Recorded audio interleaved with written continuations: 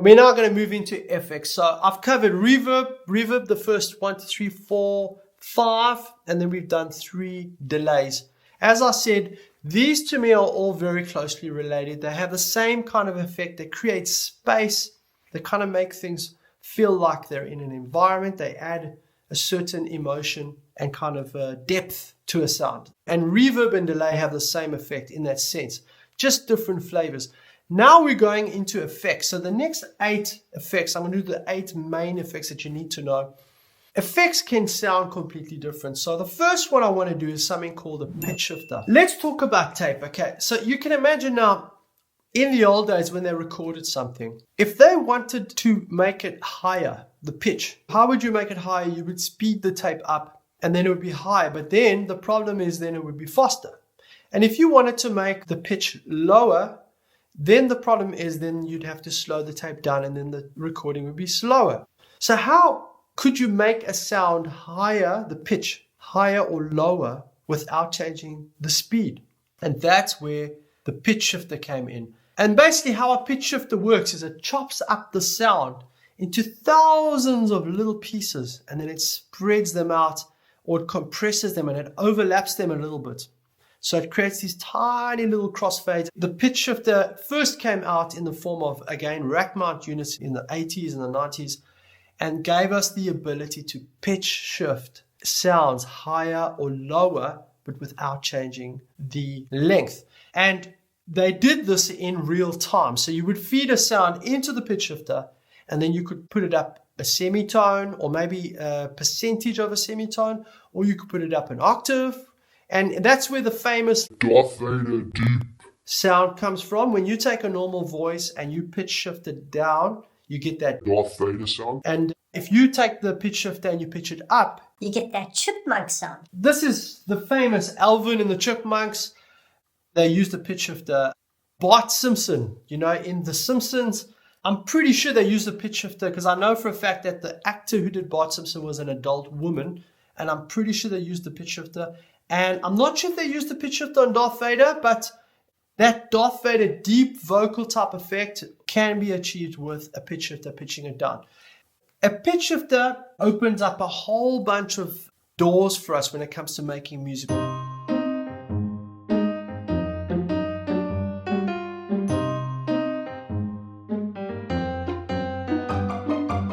Theoretically, it's possible that you could use a pitch shifter to pitch just one note. Just imagine a singer is singing perfectly. They do a perfect take and then one of the notes is slightly sharp. You could use a pitch shifter to pitch just that one note down a half of a tone or a half of a semitone.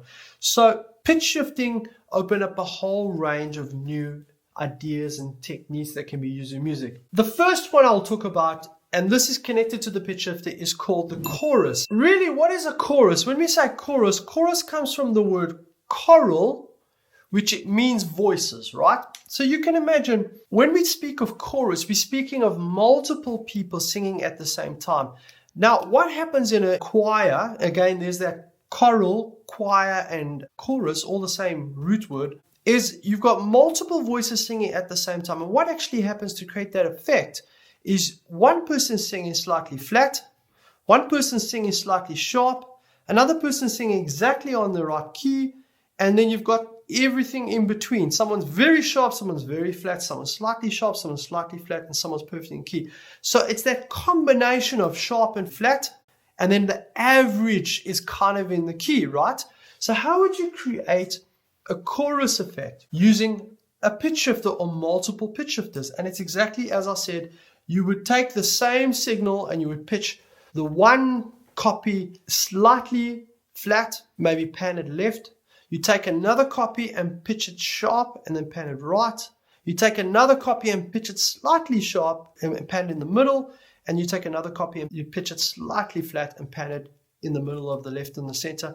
And then you'd have one that is perfectly in key and you'd mix those 5 slightly in, slightly out of key takes and you would get that chorus effect.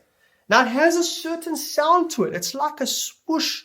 Fact, kind of, it adds something really special to your recording.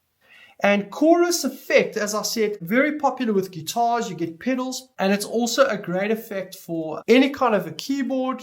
It works well on keyboards, and it works great on vocals. And it is an effect that we use a lot in the studio. Choral and choir, let that remind you that it's about having multiple keys averaging out at the right key. And that combination of slightly sharp, slightly flat, and the original key all kind of creates that chorus effect. The next type of effects are called tuning. So if you remember, I said to you that the pitch shifter opened up the doors for all kinds of effects, chorus being one of them. The next one would be tuning. I'm not talking about tuning, your guitar or something like that. I'm talking about actually tuning vocals. Now, the most obvious tuning plugin that we have is called Autotune. I'm sure everybody knows about Autotune today.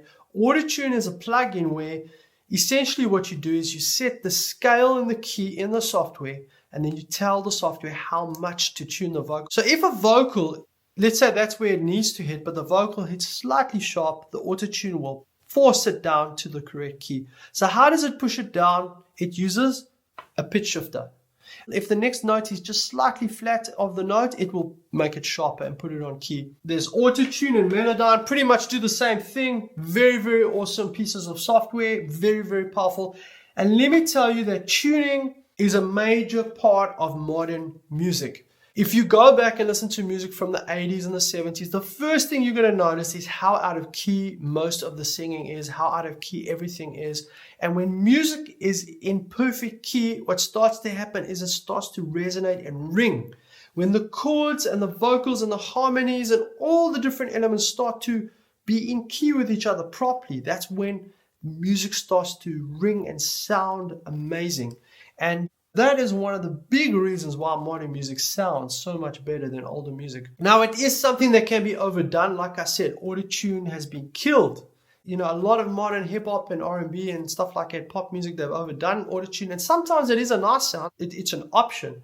But I also feel like Autotune can be overdone sometimes. It can be overused. And especially in traditional styles of music. Like the last thing I want to hear is a Michael Bublé big band kind of jazz song, and I can hear Autotune. If you can use the Autotune that it's transparent, it's helping the singer to be more in key, fine. But if the Autotune is making it sound unnatural and it sounds like it's not human anymore, then I have a problem with that. Especially if it's that genre.